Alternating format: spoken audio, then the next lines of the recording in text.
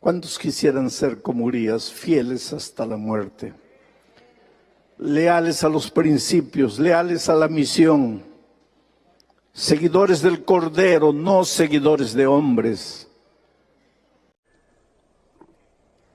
Vamos a orar.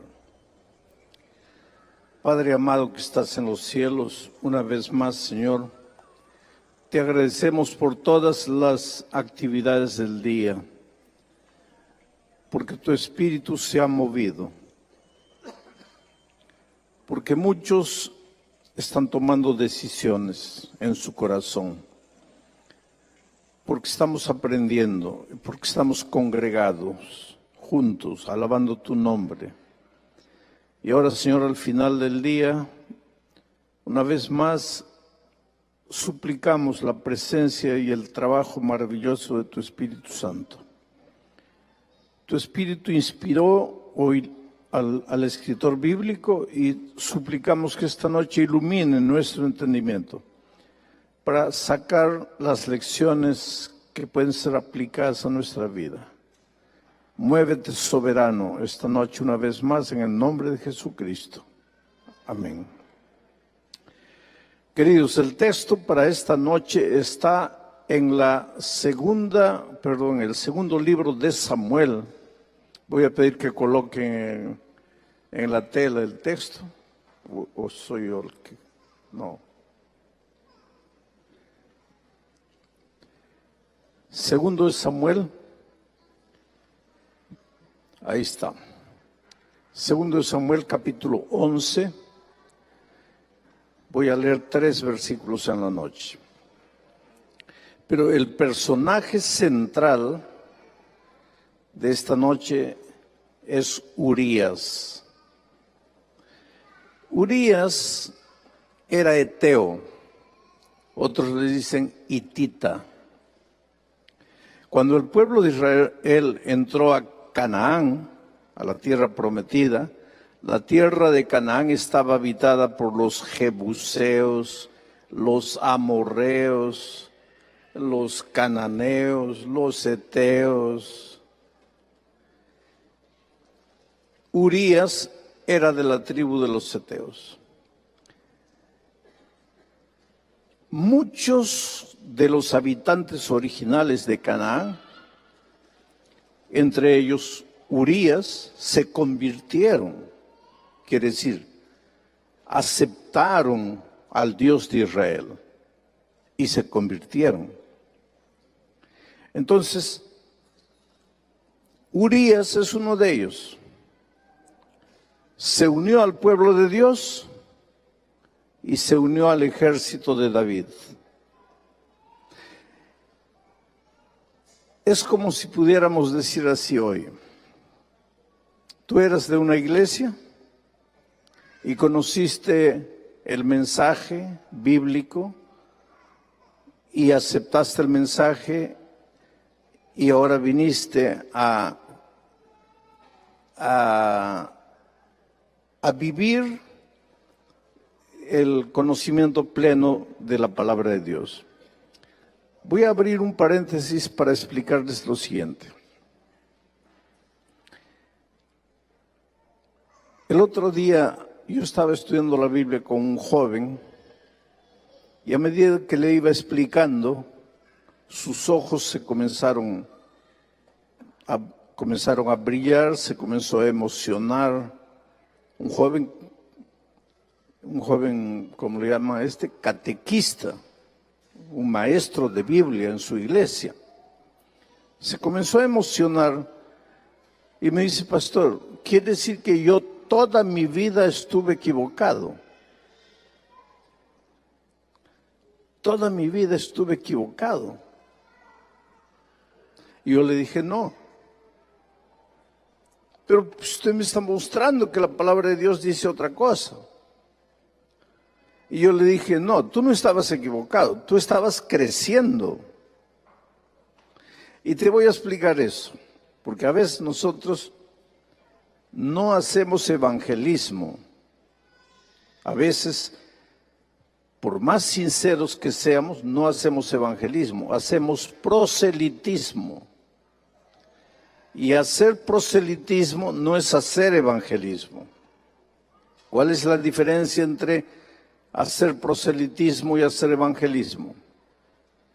Hacer evangelismo es explicar el evangelio, alcanzar con el evangelio a las personas, mostrarles el evangelio. Eso es hacer evangelismo.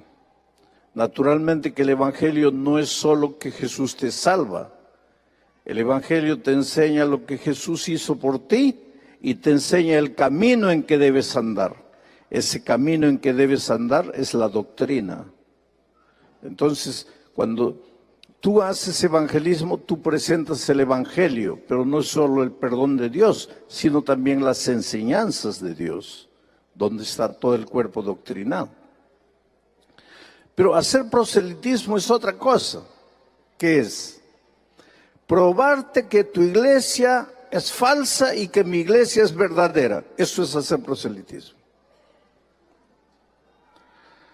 El proselitista no tiene un concepto correcto del evangelio. Él parece más jugador o fanático de fútbol.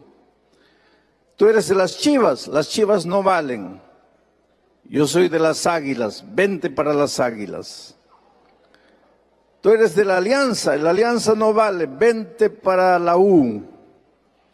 Tú eres del Boca Junior, el Boca Junior no vale, vente para el River Plate. Tú eres bautista, no, vente al adventista. Tú eres católico, vente al adventista. Eso es hacer proselitismo. Esa no es la misión que Dios nos dio. La misión que Dios nos dio es evangelizar, es presentar el evangelio redentor. Solo que al presentar el evangelio redentor, pues sucede una cosa interesante. Tú vas mostrando también el plan de Dios para tu vida. Yo me podría pasar toda la noche contándoles historias. Háganme recordar del joven este que comenzó a ponerse triste y me dijo estoy equivocado. Bueno, hace muchos años atrás, muchos años atrás, cuando yo era un joven, trabajé en la selva de mi país, en la Amazonía. Y ahí en la ciudad había una casita parroquial al lado de una pequeña iglesia católica.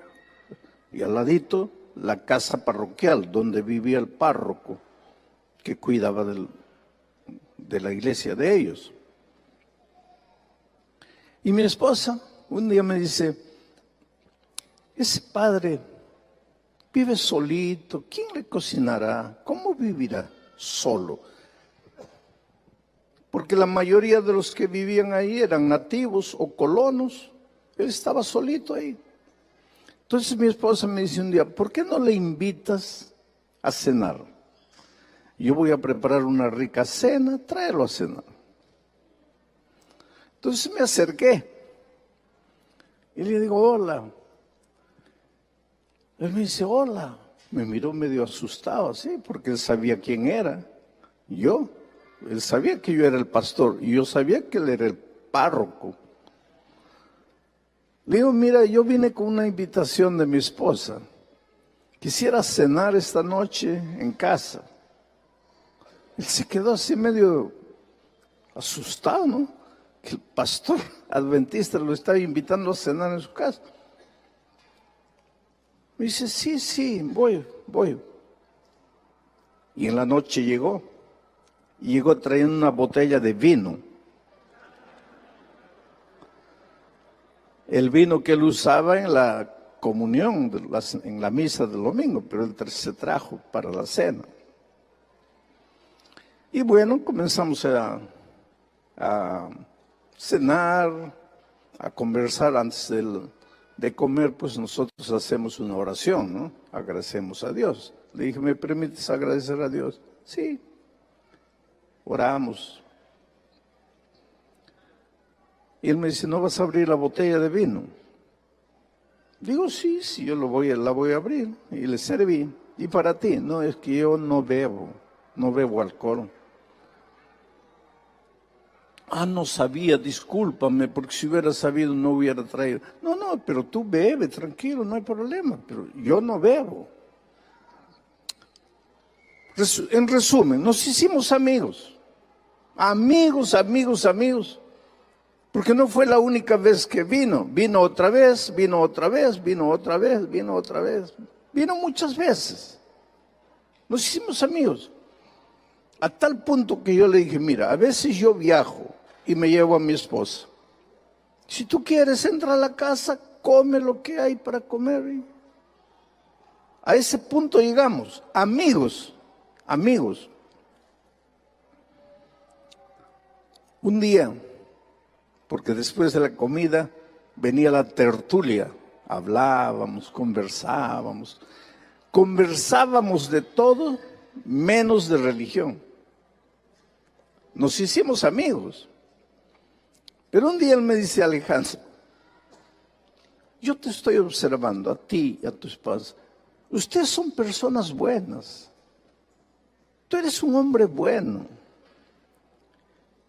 Te voy a hacer una pregunta, no sé si te vas a incomodar con la pregunta. Si tú eres un hombre tan bueno, ¿por qué te has desviado de la iglesia?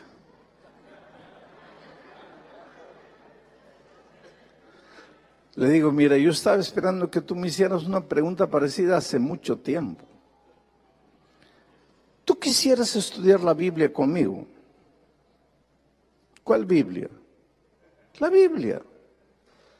Sí, pero hay muchas Biblias. Le digo, no, hay solo una Biblia. Hay muchas versiones, pero todas las Biblias son la Biblia. Tú traes tu Biblia y yo saco mi Biblia y vamos a comparar, es la misma. Pero ¿quieres estudiar conmigo la Biblia? Ahí comenzaron los estudios bíblicos. Y comenzamos a estudiar. ¿Tú crees que el primer tema que voy a estudiar con él va a ser Apocalipsis 13? No, solo si yo estuviera loco. ¿Para qué voy a entrar peleando? Pues voy a entrar hablando de los temas que él acepta y que yo también acepto. De los temas comunes, y tenemos muchos temas en común. Y comencé a hablar de Jesucristo, un hombre sincero, honesto, se emocionaba. Y me dice, pero mira, tú conoces mucho la Biblia. Le digo, pues he estudiado teología. ¿Que ustedes los pastores estudian teología? Le digo, claro. Yo pensé que ustedes eran así de los hermanos, salía uno y ya era pastor. No, nosotros vamos a una universidad, estudiamos teología, hacemos maestría, hacemos doctorado. Y mira, y él me comenzó a contar cómo era la vida de él, cómo había estudiado, sus sueños. Me dijo que se sentía triste, le leí algunos versículos. Fuimos estudiando, hasta que un día pues llegamos a Apocalipsis 13. Y comencé a mostrarle, mira, esta bestia que está descrita aquí tiene el apoyo del dragón. ¿Quién es el dragón? Lo llevé a la propia Biblia. Lee este texto. ¿Quién es el dragón? La serpiente antigua, que se llama Diablo y Satanás. Entonces, ya no te queda duda que el dragón es el diablo. Sí, correcto. Pero este dragón le da fuerza a la bestia. Ahora vamos a descubrir la bestia. ¿Quién es la bestia? Y comenzamos a leer las características de la bestia. Yo nunca mencioné a ninguna iglesia. Es que algunos hermanos adventistas se ponen nerviosos conmigo porque no ataco a las iglesias, porque no le doy palo a las iglesias. Pero yo te mostraría la cantidad de personas que han venido a Cristo y están en la iglesia porque nunca les di palo, porque los amé, porque con amor les voy abriendo los ojos a las verdades. Y es lo que hice esa noche. Le dije, ¿conoces un poder que hizo esto en la historia? ¿Conoces un poder que hizo esto? ¿Poder un conor? Y yo lo veía a él temblando, las manos le temblaban. Y de repente se agarró la cabeza y me dice: Alejandro, no me digas, no puede ser. ¿No puede ser qué? No es verdad. No es verdad que yo no te estoy diciendo este o este. Tú estás sacando tus conclusiones delante de la palabra de Dios y no con mi Biblia, con tu Biblia. Pero no es verdad. Bueno, ya ese es un asunto tuyo y de Dios. Yo no te puedo decir creen esto, creen aquello. Tú eres un hombre sincero. Ahora tú haz lo que la palabra de Dios te dice. Él salió molesto, salió triste, salió con lágrimas en los ojos. Al día siguiente no apareció. Al otro día no apareció. Al otro día no apareció. No apareció una semana, yo viajé, volví. Mi esposa me dice: él desapareció. Me fui a la casa parroquial. Miré por la ventana, miré por la rendija, la casa estaba vacía, no había nadie. Evidentemente él desapareció completamente.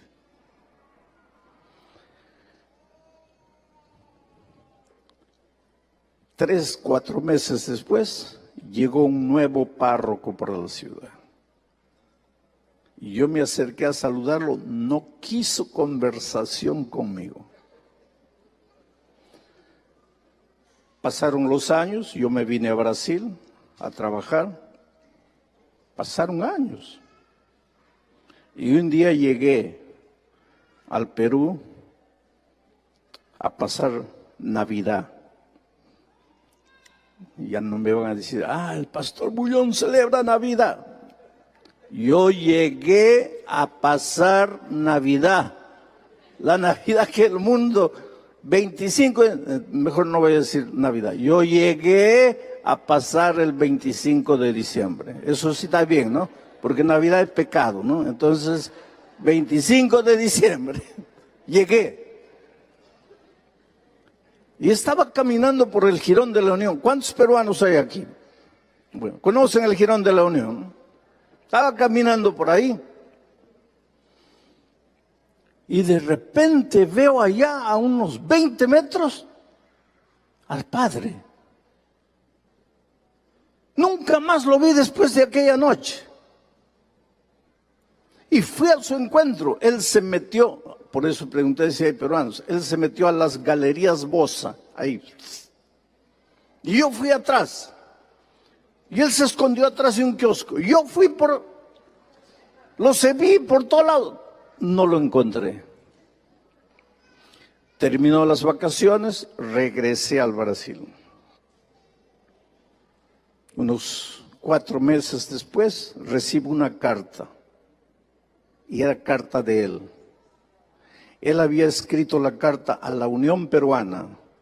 Y la Unión Peruana me la remitió. Y en esa carta decía así: Alejandro, no estuviste engañado, era yo, pero me escondí.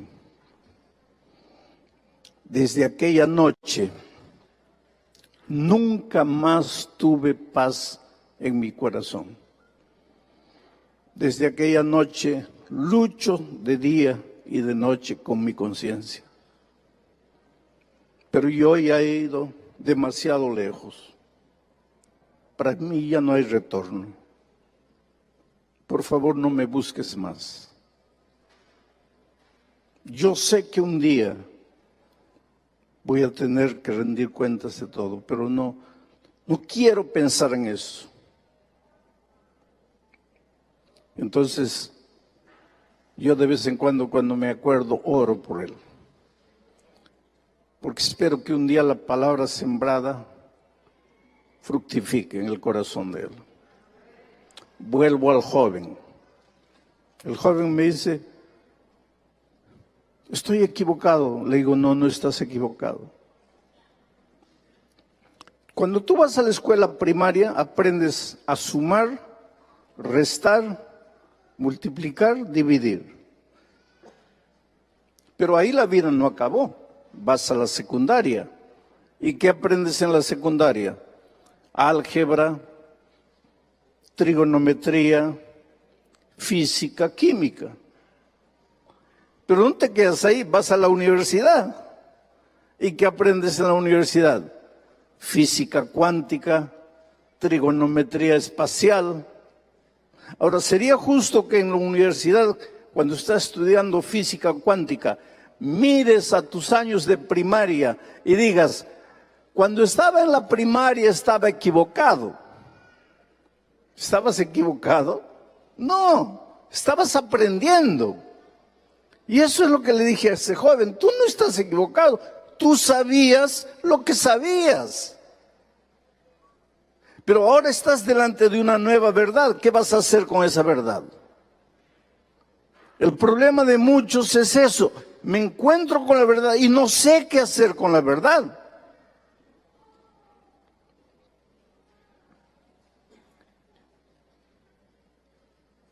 ¿Te acuerdas la historia de Pedrito?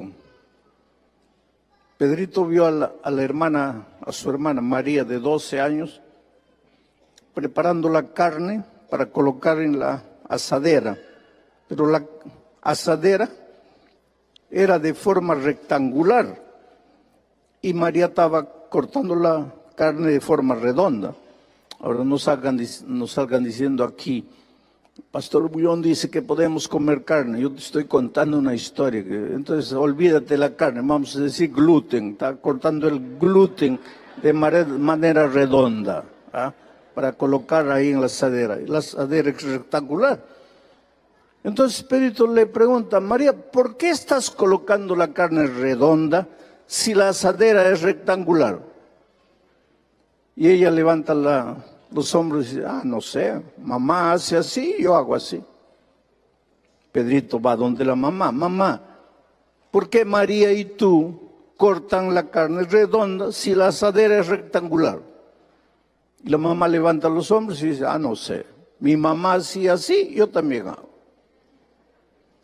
Pedrito va donde la abuela, abuela, ¿por qué María, mi mamá y tú cortan la carne redonda si la asadera es rectangular? La abuela dice, no sé, hijo, mi mamá hacía así y yo también hago. Para suerte de Pedrito, la bisabuela todavía estaba viva. Bisabuela, ¿por qué todas las mujeres de esta familia cortan la carne redonda si la asadera es rectangular? Y la bisabuela dice, mira, hijo, yo te voy a explicar por qué yo lo hacía. Porque cuando yo era jovencita, éramos pobres y solo teníamos una asadera que era redonda. Entonces, para que cupiese la carne, teníamos que cortarla redonda. Ahora, ¿por qué la tonta de mi hija, mi nieta, mi bisnieta siguen haciendo la misma cosa? Yo no sé. Es que eso es lo que pasa con las personas, conocen la palabra de Dios. No, pero mi mamá, pero mi abuela, pero mi bisabuela, ora. Tú tienes que confrontarte con la realidad, con la verdad. Yo ya les he dicho que con el instrumento llamado amor, Dios me ha ayudado a traer muchas personas a la iglesia de Dios. Y he descubierto una cosa, que los hititas, quiere decir los que vienen de otras iglesias, han sido en sus iglesias fieles, han servido a Dios con toda sinceridad y cuando se vuelven adventistas son tan fieles y tan sinceros y a veces mucho mejor que los adventistas que nacieron en la iglesia. Porque vienen con toda la sinceridad de su corazón y con el mismo fervor que servían a Dios allá, ahora que conocieron más luz, continúan sirviendo a Dios. Ese era Urías. Urías era así. Urías era eteo, no ateo, eteo. Pero cuando llegó el pueblo de Israel, él aceptó al Dios de Israel y se convirtió. Y formó parte del ejército de David y se volvió mucho mejor que mucho israelita. Y esta noche vamos a ver. Vamos al texto inicial, que no es este. El pueblo de Israel había ido a la guerra.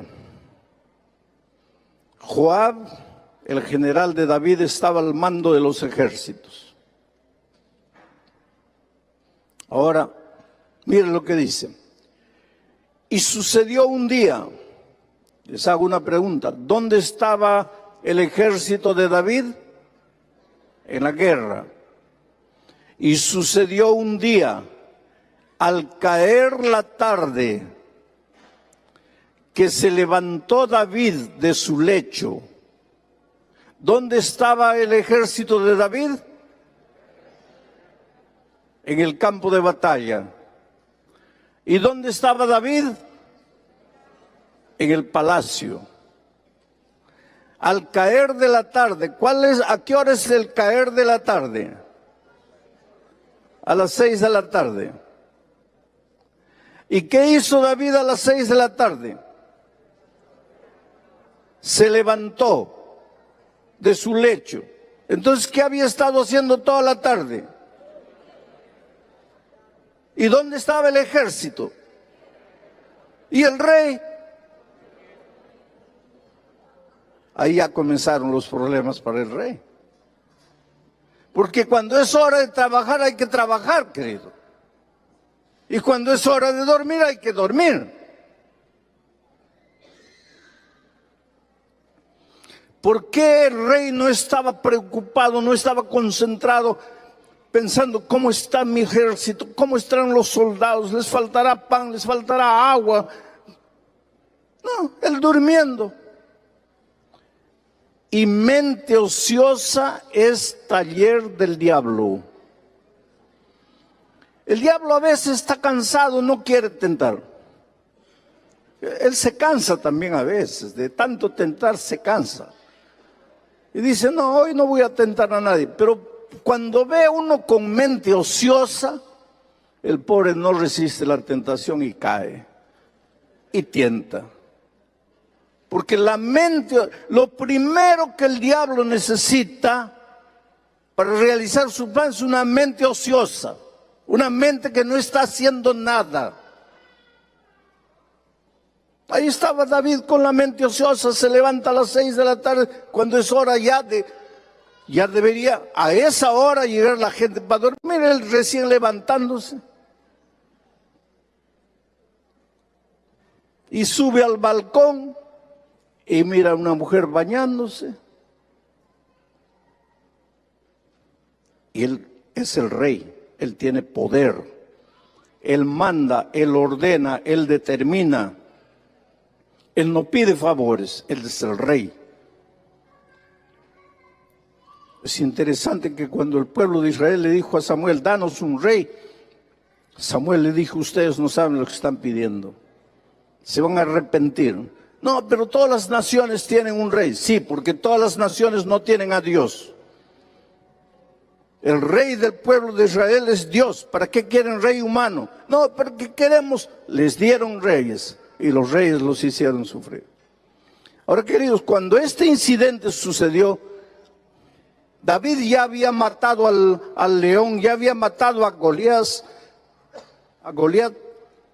David ya había sido ungido, David era rey, David había hecho cosas grandiosas para Dios. Quiere decir que un hombre que ha sido grande en el servicio de Dios, un hermano que ha hecho tantas cosas, ha ganado almas, ha dirigido iglesias, ha sido anciano de iglesia, también corre el riesgo de caer. Cuando en un momento tu cabeza está ociosa, sin pensar en cosas buenas, va a pensar cosas malas. Vio a la mujer, se enamoró de la mujer y usó mal su poder. Porque cuando Dios te confía el poder, es para construir, no para destruir. Cuando Dios te confía el poder es para hacer felices a las personas, no infelices. Pero Él usó el poder en provecho propio y mandó, ordenó, determinó, traigan a esa mujer. Y pecó con la mujer. Un tiempo después, la mujer viene con la noticia: estoy embarazada. ¿Qué explicación le iba a dar esa mujer al esposo? ¿Cómo me embaracé si hace meses tú estás en la guerra? ¿Cómo me embaracé? Fue al rey y le dijo: David, estamos en problemas. Cuando mi esposo llegue y yo esté embarazada, ¿qué explicación le voy a dar? El rey tenía el poder. Mandó un mensajero a los campos de batalla. Le dijo al general Joab: mándamelo a Urías. Urías se leteo. Y le dice: mira, ve a tu casa, tómate unas vacaciones, 2, 3 días, descansa. Has estado tanto tiempo en la guerra.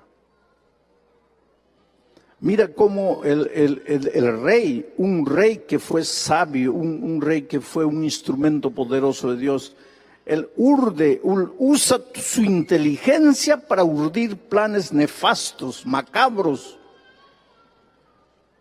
Porque él pensaba así: si él va a la casa, duerme con la esposa y se va después a la guerra, cuando vuelva y la esposa esté embarazada, pues entonces él va a decir: fue en esa ocasión que fui para allá. Estaba todo preparado. Pero ahí entra el famoso Urías Eteo y mira lo que dice.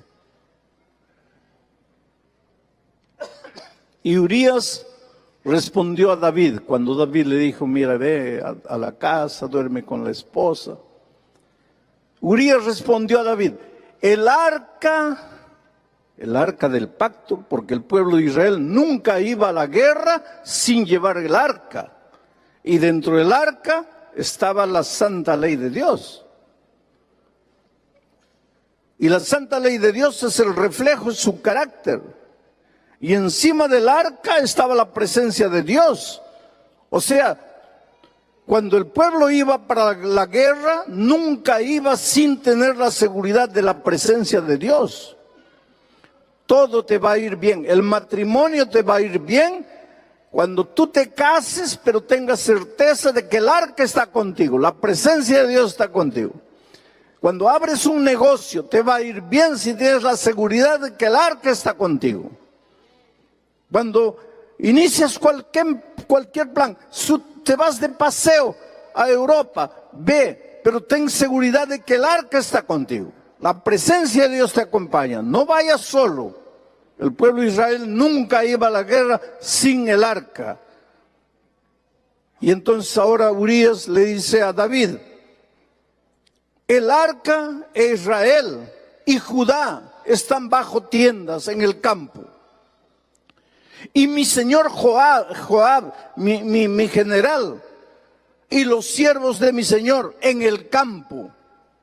Y yo he de entrar en mi casa para comer y beber y dormir con mi mujer. Por vida tuya y por vida de tu alma, yo no haré tal cosa. Por eso te digo que a veces gente que ya grande viene de otras iglesias al pueblo de Dios, a veces son mucho más fieles que los que han nacido y crecido en el pueblo de Dios. Un eteo que se convirtió, dice: no, el arca no va a quedar en el campo. Mi general, mis compañeros no van a estar en el campo. Esta es la misión de Dios. Yo voy a estar cumpliendo la misión. Yo no puedo estar aquí en casa. Rey, mándame de vuelta. Yo no puedo quedarme aquí. ¿Cómo voy a dormir en mi cama tranquilo, confortable, sabiendo que mi pueblo está en el campo? Ahora, ¿quién debería decir eso? ¿Era quién? El rey. Y el rey durmiendo de tarde y después pecando de noche. Y el otro que se convirtió, que recién entró a la iglesia, fiel, firme, dice, no, yo no lo haré. A lo largo de mi vida he encontrado y he conocido gente aguerrida, ¿sabes? Gente como Urias, comprometida con la misión. La misión es lo primero. Yo hago esto por causa de Dios. Es gente tremenda, ¿sabes? Yo admiro. Una vez llegué a un país, no quiero dar los nombres, pero no había qué comer. Me dieron una botella de agua de Coca-Cola de 2 litros. Entiéndanme bien, no me dieron Coca-Cola, me dieron una botella de agua, pero de Coca-Cola de 2 litros. Y eso era todo el agua que yo tenía para lavarme los dientes, para bañarme y para hacer correr el vaso sanitario. Una botella de agua de 2 litros. Frotaba el cuerpo y ese era el baño que tenía. Un hombre duro, un pastor así, duro, para resistir el dolor, las dificultades que se creaban ahí, que los nativos le criaban a él. Un día, hay cosas interesantes, ¿sabes? La hora del desayuno, la señora sirve un plátano y yo esperando que venga el restante del desayuno, y era solo el plátano. Y no para mí, para los 3, para el pastor, la esposa y para mí. Yo le digo, eso es todo. Me dice, pastor, eso es todo. Y usted va a aguantar 4 días aquí conmigo. Estamos racionando todo para los 4 días. Vamos a orar. Y yo oré y dije, mira, Señor, si cuando Elías un día estaba con hambre, te pidió comida y tú le mandaste un cuervo trayendo comida, aquí está tu siervo, tu sierva. Yo he llegado aquí a predicar el evangelio. ¿Nos vas a dejar con hambre? Mándanos un cuervo, mándanos a alguien, tráenos comida. Y cuando estamos así, tocan la puerta abajo. El pastor vivía en el 2º piso. Mira por la ventana así. Y pues viene y me dice, oye, hay una hermana, pero quiere hablar contigo. Bajé. La hermana tenía una cesta. Abrió el trapo y sacó de la cesta un tamal de plátano. Me dice, mi esposo fue al interior, trajo un racimo de plátano salvaje. Yo he preparado 10 tamales para vender, pero he decidido traerle este tamal, porque sentí en mi corazón que Dios me dijo, lleva para el pastor visitante. Y yo subí, y cuando llego arriba, le digo, mira, Dios no nos mandó un cuervo, pero nos mandó una linda hermana trayéndonos un pastel de banana. Él me dice, pastor, no coma. ¿Cómo no coma? Estamos con hambre. No coma. Gracias. Agarra el pastel y agarra un pedazo y le da al perro. Digo, ¿qué estás haciendo? Para nosotros. No, pastor, calma. Deja que el perro coma. Si el perro no muere en 5 minutos, nosotros comemos. Le digo, mira, Quien nos trajo el pastel es una hermana. Él me dice, no, pastor, usted no conoce. Usted no sabe dónde está. Tenemos que tener cuidado para todo. Podemos ser envenenados. 5 minutos después el perro no murió. Comimos el pastel, el tamal de plátano. Pasé 4 días lindos.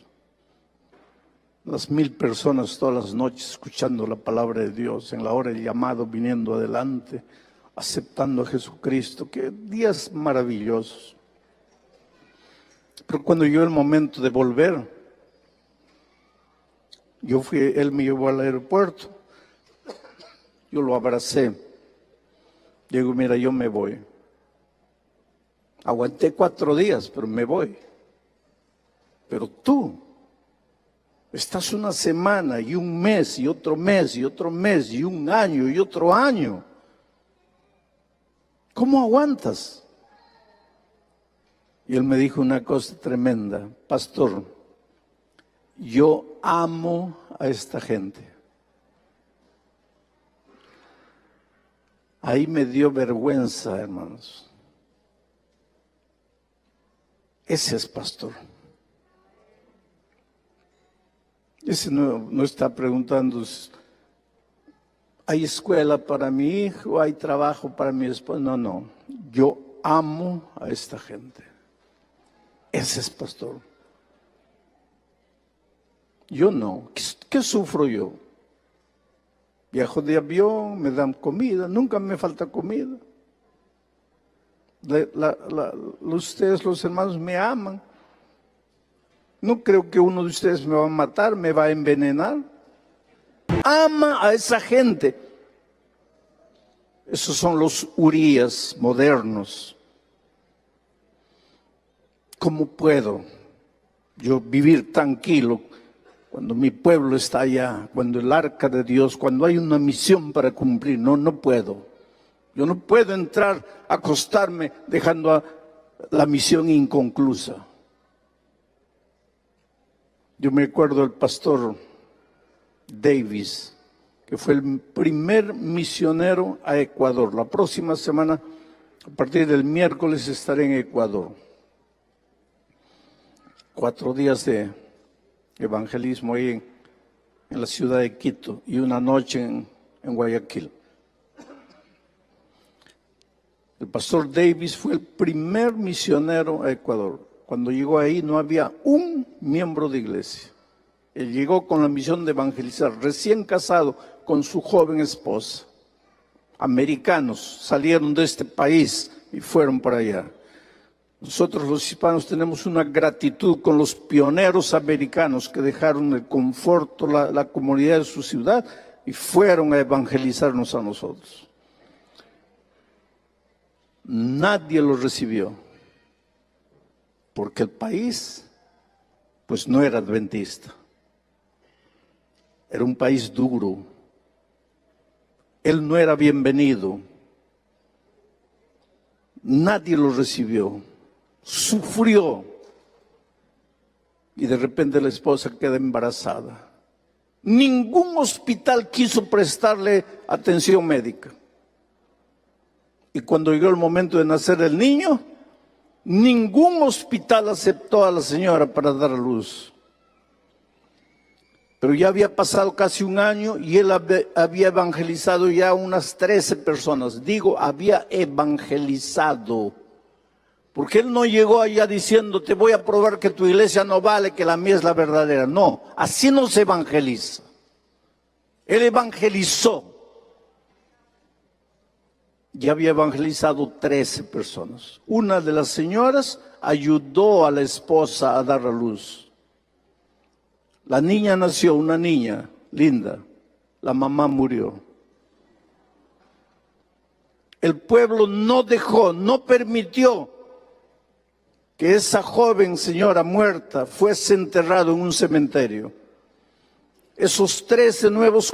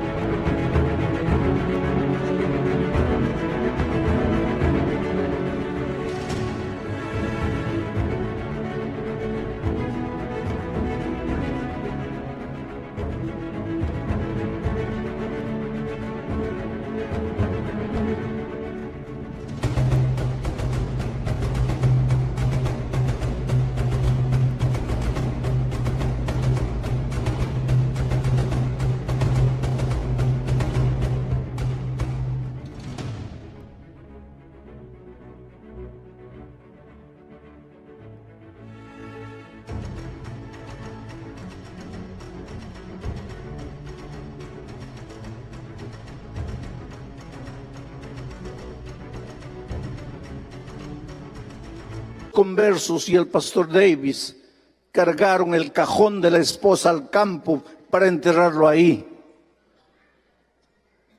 En ese tiempo no había WhatsApp, en ese tiempo no había correo de 3 días, no había avión, los viajes eran por navío. Cuando la Asociación General se enteró, ya habían pasado 2 meses. Y mandaron una orden: pastor, regrese inmediatamente. ¿Cómo está ahí solito con la niña? Regrese inmediatamente. Y él le respondió: no iré. Mi esposa y yo llegamos a este país con un sueño: establecer la iglesia aquí. Y yo solo saldré de este país cuando el sueño de mi esposa y el mío se hayan realizado. Ese es el Urías de hoy. Y así como Urías, así como Davis, así como tantos pastores, tantos hermanos, hay gente dispuesta a dar la vida. Porque por ser fiel, porque piensen en Urías, si él hubiera dormido en su casa esta noche, no hubiera muerto. Pero no durmió. Ahora el rey lo mandó de vuelta a la guerra. Pero mandó un recado al general: colócalo a Urías en el frente de la batalla y abandónenlo ahí. Los soldados enemigos lo mataron, pero en realidad quien lo mató fue el propio rey. El hombre de Dios, el ungido. Nosotros somos seres humanos, queridos. Por eso la Biblia dice: maldito el hombre que confía en el hombre. Por eso yo he hecho en mi vida, en mi ministerio, un voto con mi propio Dios. Jamás voy a permitir que las personas me sigan a mí. Olvídense de mí. Yo vengo para que ustedes sigan a Jesucristo. Enamórense de Jesucristo. Síganlo hasta el fin. El elemento humano es apenas un instrumento. No sigan al elemento humano. Porque hasta un ungido de Dios puede caer. Y ay de ti si tú seguiste al hombre. En ese día tu fe cae, tu fe se acaba. Pero si tú sigues al Cordero, lo vas a seguir por toda la eternidad. David falló y falló feo, pero mi tema no es David, es Urías. Yo termino diciendo que cuando se escribe la genealogía del Señor Jesucristo, y eso está en Mateo capítulo 1, versículo 6, miren lo que se escribe. Isaí engendró al rey David, y el rey David engendró a Salomón. No dice de su esposa, no dice de Betsabé, dice: engendró a Salomón de la que fue mujer de Urías. Urías nunca soñó estar en el árbol genealógico de Jesucristo.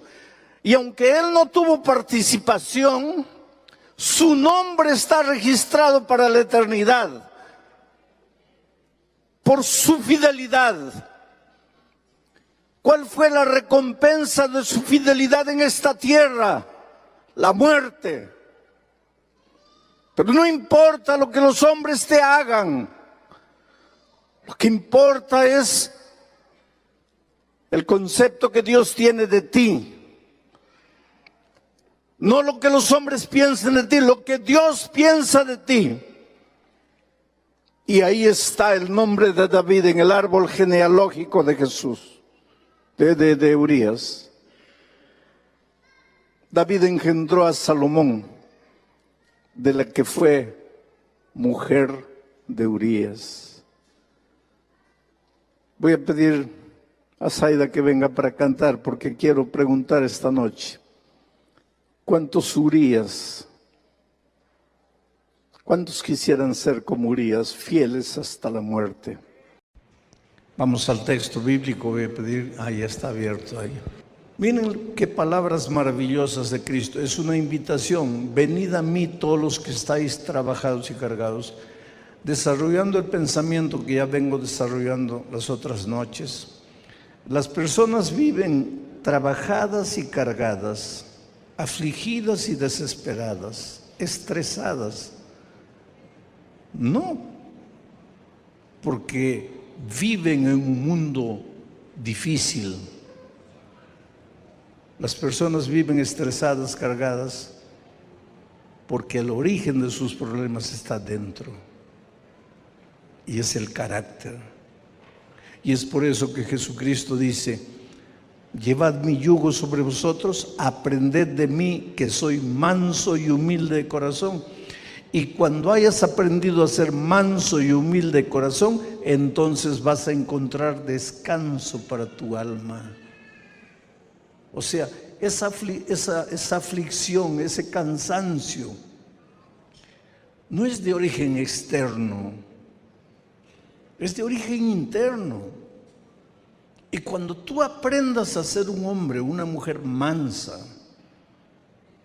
humilde, ahí vas a encontrar descanso, porque tú vas a ver los que tú pensabas que eran tus enemigos dejarán de ser tus enemigos. Los que tú pensabas que eran antipáticos dejarán de ser antipáticos. Y tú pensabas que en este mundo no había lugar para ti, de repente vas a ver que sí hay lugar para ti. Tú pensabas que nadie te amaba y de repente vas a descubrir que todos te aman, porque esta vida es un espejo.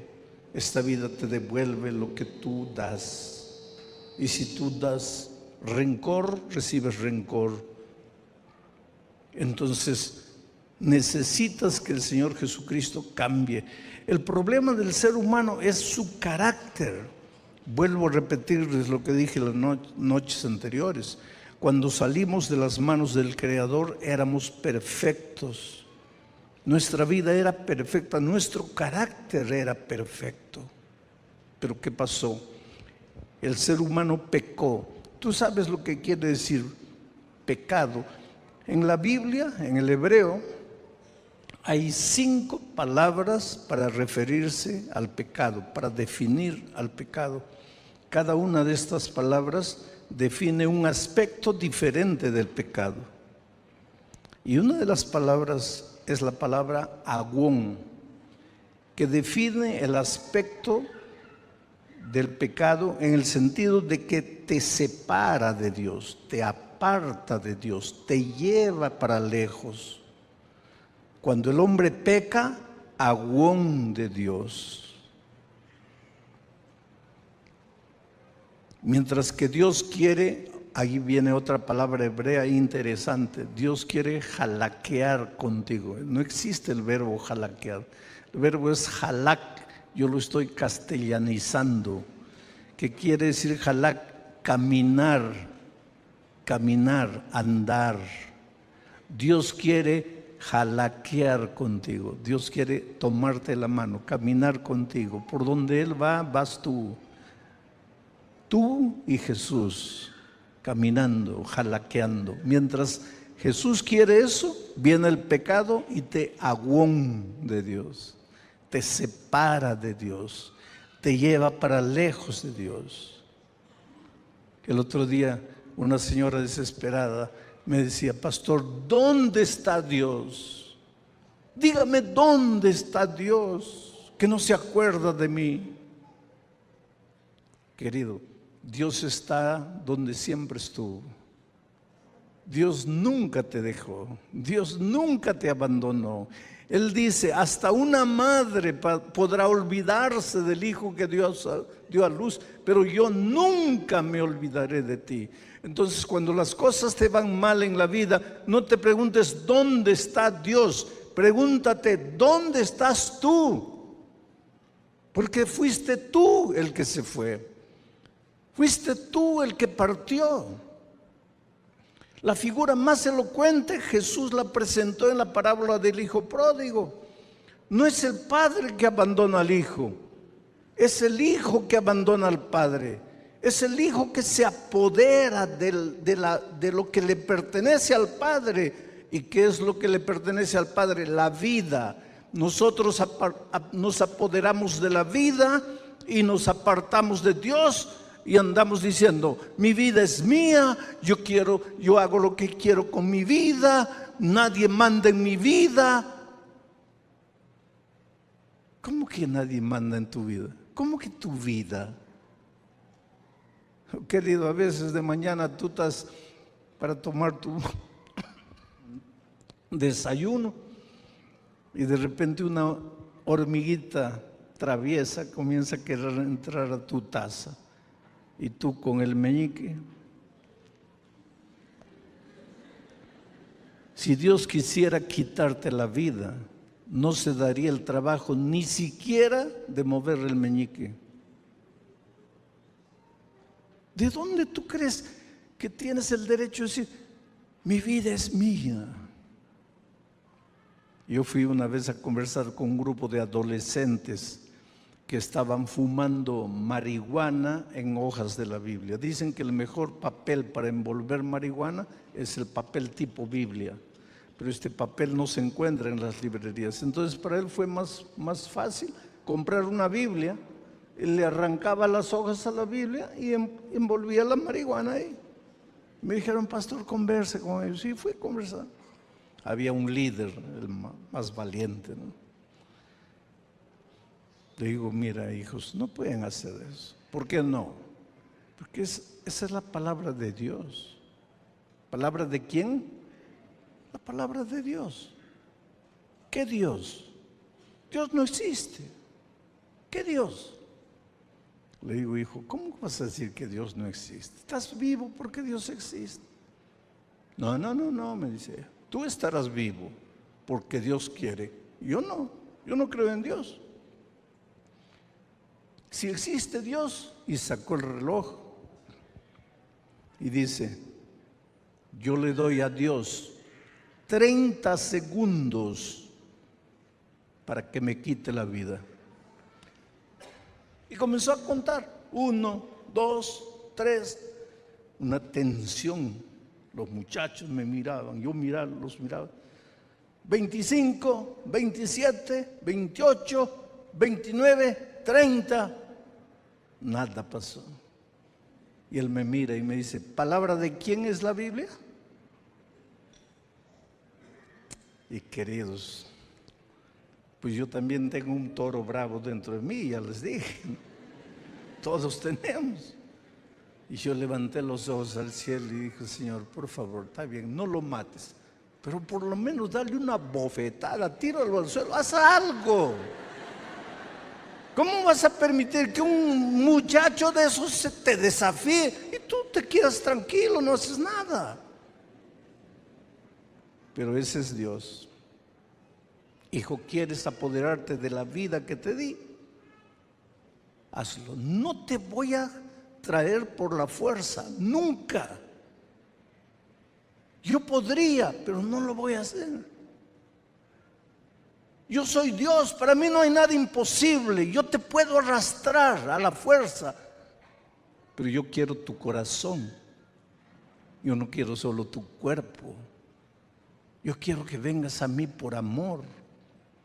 Yo quiero que tú jalaquees conmigo, camines conmigo, andes conmigo. Pero el pecado nos aguón de Dios, nos separa de Dios, nos hace vivir.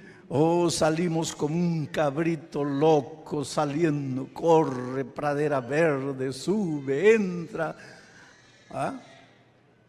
Y después llegan los días malos.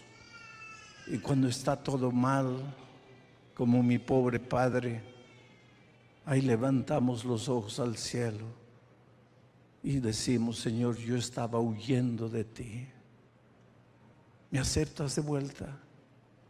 Y qué bueno es Jesucristo, que puedes venir a Él sin piernas, quebrado, con cáncer, Él te acepta.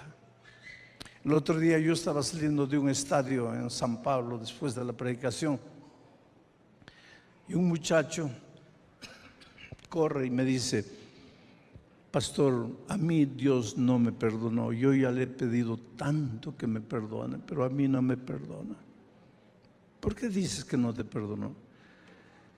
Porque, pastor, yo estoy con SIDA y si Dios me hubiera perdonado, me curaría del SIDA. Y esa es una cosa que hay que entender, querido. Dios te perdona todo. No hay pecado que Dios no te perdone. El propio Señor Jesucristo dijo: todo pecado le será perdonado al ser humano. Todo. Imagina lo peor de lo peor que hayas hecho en la vida. Todo pecado te será perdonado. Pero la vida no te perdona. Dios te perdona, pero la vida no te perdona. ¿Dios perdonó a aquel muchacho? Sí, lo perdonó.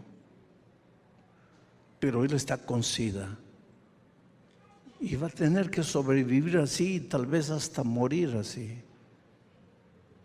Pero está en los brazos de Jesús, perdonado.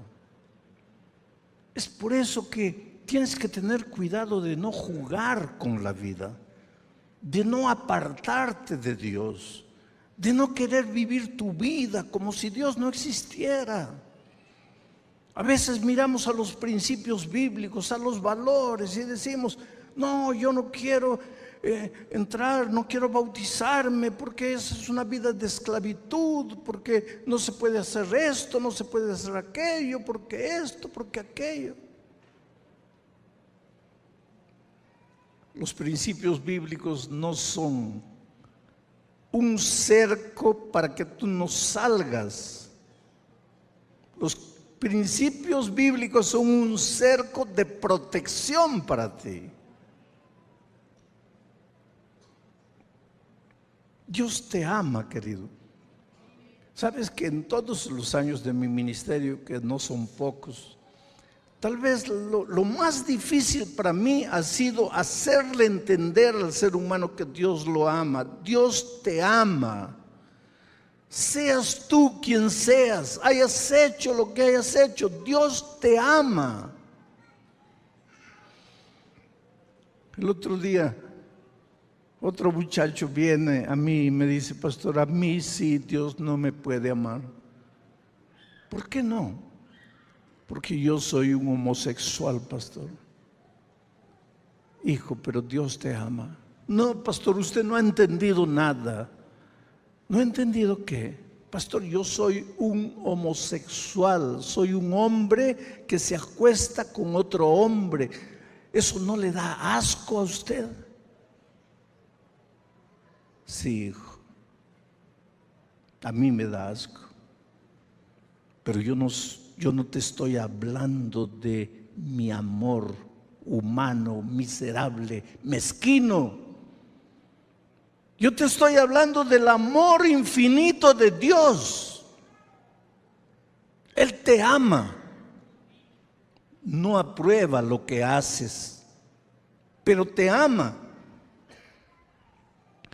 ¿Y por qué no aprueba lo que haces? Porque la cosa más preciosa para Él eres tú. Y eso que tú estás haciendo no te construye, no te edifica, solo te destruye. Tú sales como un cabrito loco para correr por las praderas de la vida, pero quedas estancado, atorado en una peña, en una roca, en un abismo de donde no puedes salir. Pero Dios te ama y Dios te llama. Y por eso dice el texto: venid a mí, venid a mí. ¿Y para qué debo ir? Porque cuando vas a Él, Él te toma en sus brazos y te empieza a curar. ¿A curar qué? A curar tu carácter. Cuando vas a Él, Él te pone un yugo. Ya les he dicho que un yugo es un pedazo de palo grueso que se coloca en la nuca, en el cogote de dos bueyes. Generalmente un buey adolescente que quiere correr para todo lado y un buey viejo. Y entonces lo ponen a arar y el buey viejo va pues firme y fuerte. Mientras el torete quiere salir disparado, no puede porque está amarrado al yugo. Y de tanto andar con el toro viejo, aprende a arar derecho. Mientras está queriendo salir, el pobre se cansa, se agota, se estresa. Y seguramente piensa, esta vida no vale la pena ser vivida. Pero cuando finalmente de tanto andar con el toro viejo aprende a andar, encuentra descanso para su cuerpo. Pero Jesús a ti te ofrece descanso para tu alma. Pero para eso tienes que aprender a andar con Él. Y por eso te coloca el yugo. ¿Qué es el yugo, pastor? Ese es mi tema de mañana, ya les he dicho. Y mañana voy a cumplir porque mañana es el último día. Ese yugo te va a ayudar a andar. ¿Por qué? Lo que Jesús quiere es andar contigo, jalaquear contigo, caminar contigo. Y tú como un torito loco estás queriendo salir, entonces Él te coloca el yugo para que no te vayas. Y de tanto andar con Él, vas a aprender a ser como Él. Y cuando aprendas a ser como Él, ya no tendrás los problemas que tanto te crías en esta vida. En 1958 el Brasil quedó campeón mundial de fútbol por primera vez en el Campeonato Mundial de Suecia. En ese equipo donde jugaba Pelé, Babá, Pepe, jugaba un puntero derecho llamado Garrincha.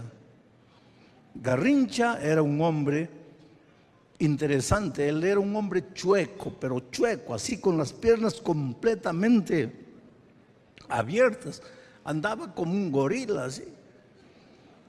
La gente decía que él era tan, no sé si ustedes tienen la palabra chueco, ¿no? Pero tan abierto así, que hasta una manada de bueyes pasaba por ahí. Era así. Y lo admirable de él era cómo con esas piernas, él era un dribleador extraordinario, porque él dribleaba, dejaba regado a todo el mundo con esas piernas. Cuando el Brasil quedó campeón mundial, regresó al Brasil, la selección. Pues todos querían andar atrás de los ídolos, entre ellos Garrincha. Multitud de niños lo seguían a la playa, lo seguían para aquí, lo seguían. Y querían ser como él, querían un día jugar fútbol como él, querían ser Garrincha. Y de tanto seguirlo, todo. Garrincha creó una generación de chuecos en el Brasil. Porque los muchachitos andaban así como él, solo porque pensaban que ahí estaba el secreto de ser un grande jugador. Oh querido, tiene que llegar un momento en que nosotros nos enamoremos de Jesús, lo lleguemos a admirar tanto que querramos ser como Él, y de tanto caminar con Él, pues vamos a ser mansos como Él, humildes como Él, y ahí vamos a encontrar el descanso que tanto deseamos para nuestro corazón. Seguir al Señor Jesús. Ahora, hay dos cosas interesantes. Allá en el reino de los cielos, cuando Cristo venga, los redimidos tienen dos características interesantísimas que muchas veces nosotros no pensamos. La primera característica está en Apocalipsis 14:1.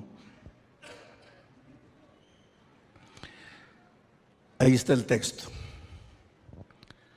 Después miré y aquí el Cordero estaba en pie sobre el monte de Sión, y con él 144,000 que tenían el nombre de él y el de su padre escrito en su frente. Estos 144,000, yo no voy a estudiar la profecía, pero estos 144,000 son los símbolos de las personas que estarán vivas cuando Cristo regrese, que irán vivos sin conocer la muerte. Los redimidos de todos los tiempos resucitarán, pero estos no conocerán la muerte. Pero estos son, en términos generales, un símbolo de los redimidos. Ellos están en el cielo y tienen una característica: tienen en la frente escrito el nombre del Cordero. ¿Quién es el Cordero? Jesucristo. Y el nombre de su Padre. Ahora, yo les hago una pregunta: ¿qué simboliza en la Biblia el nombre de una persona? Su carácter. ¿Por qué están en el cielo estas personas? Porque tienen el carácter de Jesucristo. Ellos no están porque no tocaron batería, porque no se cortaron el cabello, porque no usaron anillo, porque no usaron minifalda, porque... No, yo no estoy diciendo hagan eso. Lo que yo les estoy diciendo es que ellos no están en el cielo por eso, o por lo menos la Biblia no menciona nada de eso. Lo que menciona sí es que ellos están allí porque reflejan el carácter de Jesucristo. ¿Y por qué reflejan el carácter de Jesucristo? El versículo 4 responde. ¿Dónde está el 4? 14:4. Ahí está. Sigue hablando porque leímos el versículo 1. Está hablando de ese grupo de redimidos. Estos son los que siguen al Cordero. ¿Quién es el Cordero? Jesús. Por donde quiera que va. Estos fueron redimidos de entre los hombres como primicia para Dios y para el Cordero. Esos hombres redimidos reflejan el carácter de Jesucristo. ¿Por qué? Porque siguen al Cordero. ¿Y por qué siguen al Cordero? Porque recibieron el yugo. Y con el yugo ya no se podían separar del Cordero. Aprendieron a caminar, aprendieron a ser mansos, humildes, aprendieron a reflejar el carácter de Jesucristo, y ahora los vemos allá en el cielo. Y la sierva de Dios tiene una cita que me hace pensar. Cuando el carácter de Dios fuere fielmente reproducido en su pueblo, Cristo vendrá para llevar su herencia. ¿Por qué Jesús no volvió? Porque todavía no reflejamos el carácter de Jesucristo. ¿Y por qué no reflejamos el carácter? Porque no andamos con Él. Y podemos estar preocupados con esto no, esto sí, esto es pecado. Podemos estar preocupados con esas cosas, pero si el carácter no cambió nada. Y es por eso te digo, yo no te pregunto ¿cuándo aceptaste la doctrina? Sino ¿cuándo cambió tu carácter? Y a mí me entusiasma Juan, porque Juan el Bautista, cuando llegó a Jesús, su apodo era el hijo del trueno. Imagínense cómo era Juan para que le dijeran el hijo del trueno. Juan es el que escribe este texto. Juan escribió el Evangelio de San Juan, las 3 epístolas de Juan y el libro de Apocalipsis. Juan era el hijo del trueno, pero cuando está viejito ya en la isla de Patmos lo encontramos, ya no, su apodo ya no es el hijo del trueno, ahora es el discípulo del amor. ¿En qué momento el hijo del trueno se transformó en el discípulo del amor? En la convivencia con Cristo, en el caminar con Cristo, en el cargar el yugo de Cristo. el carácter de Jesús fue pasando y ese hijo del trueno se volvió un hombre de amor. Y seguramente encontró paz y descanso para su alma. Pero por eso lo mandaron a la isla de Patmos ahí a morir solito. Pero él no tenía problemas, porque los problemas que vienen de afuera no son problemas.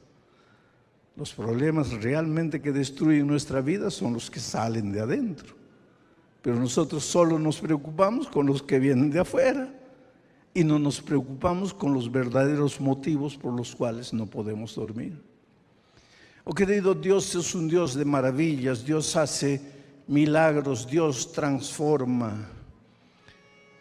Yo conocí a un muchacho que tenía un nombre americano, John Henry.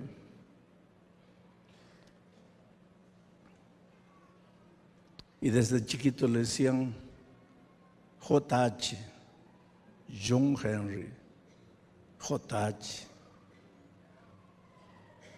Nunca conoció a su padre. Cuando tenía 1 año, la madre llegó a la conclusión de que no tenía condiciones de cuidar de ese muchacho y lo abandonó en un lugar que cuida niños sin padre. Ahí creció él sin amor. Él no sabía lo que era amor, el amor de papá, de mamá.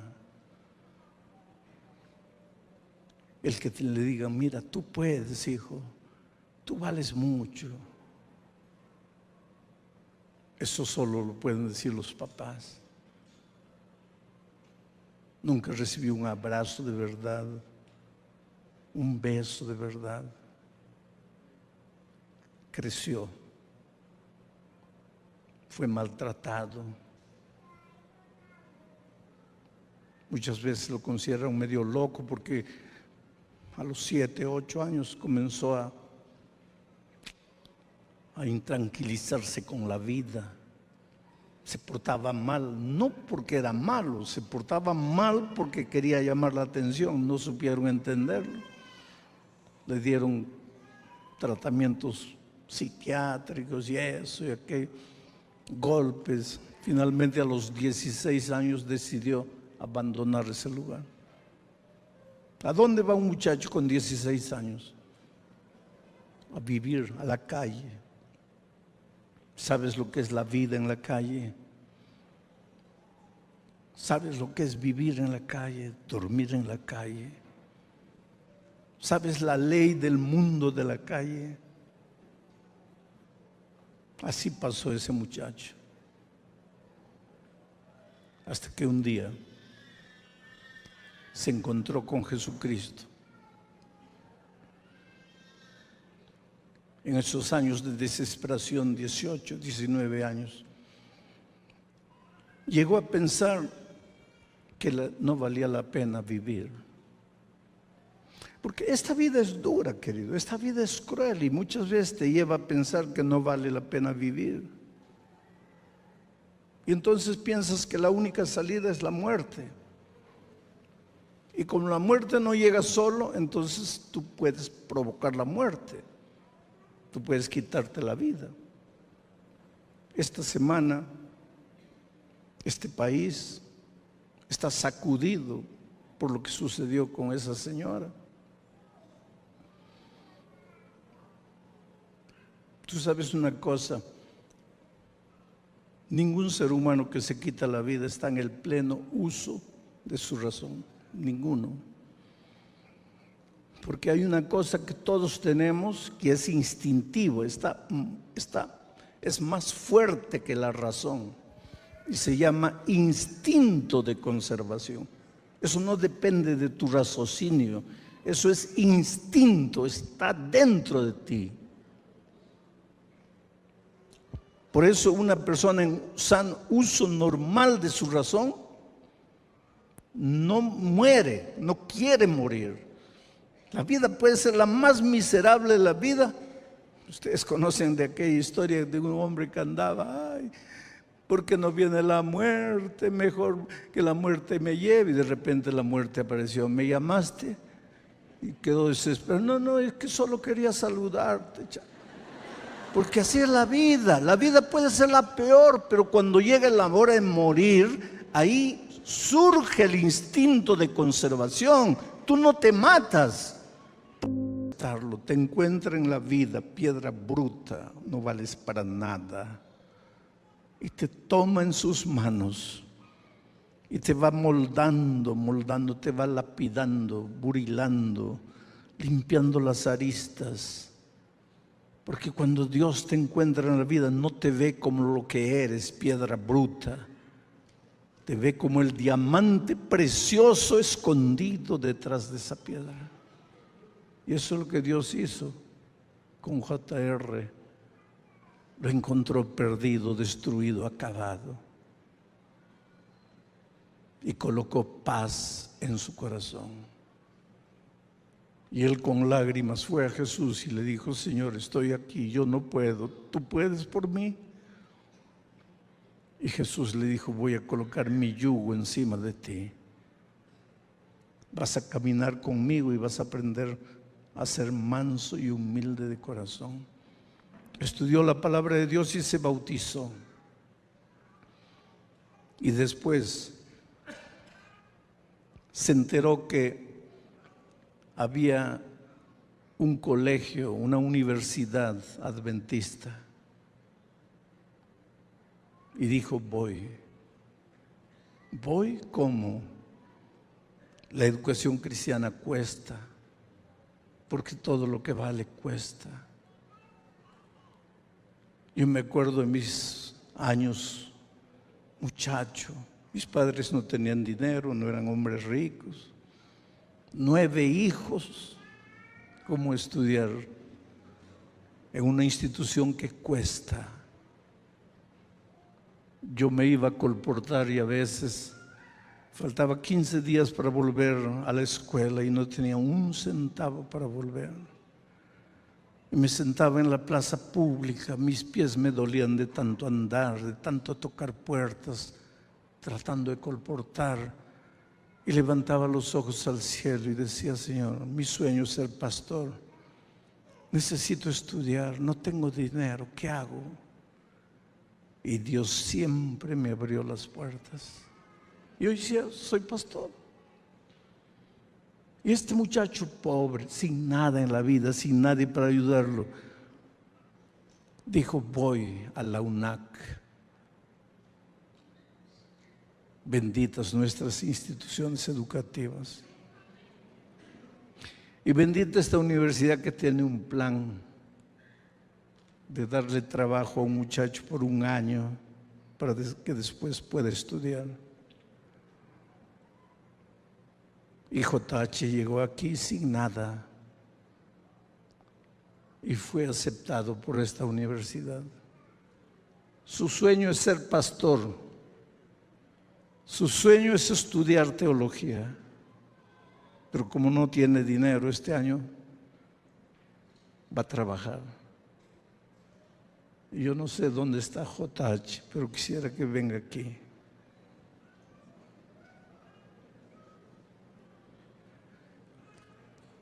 Miren, camisa y corbata. ¿Ya pensaron? ¿Cómo puede un muchacho como este, que ha vivido la